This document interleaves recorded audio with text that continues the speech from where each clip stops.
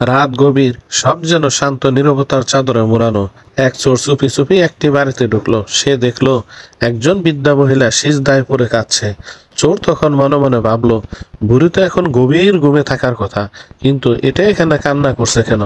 বৃদ্ধা তখন দোয়া করছিল, হে আল্লাহ, আমার ঘরে তো কোনো খাবার নেই, তুমি কোনোভাবে যে কোনো একটা ব্যবস্থা করে দাও। চোর তখন হতভম্ব হয়ে তার মনটা হঠাৎই কেঁপে উঠল।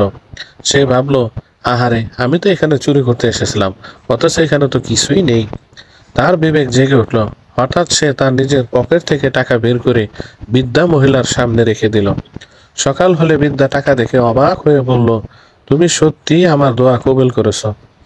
চোর দূরে দাঁড়িয়ে মুচকি হেসে বলল, হয়তো আমি চুরি করতে এসেছিলাম, কিন্তু আল্লাহ আমাকে পাঠিয়ে দিলেন সাহায্য করতে। সত্যি আল্লাহর কি মহিমা! তার মহিমা বোঝা বড়ই কঠিন। মূল শিক্ষা এই যে, আল্লাহর উপর যে ভরসা করে সে কখনোই নিরাশ হয় না।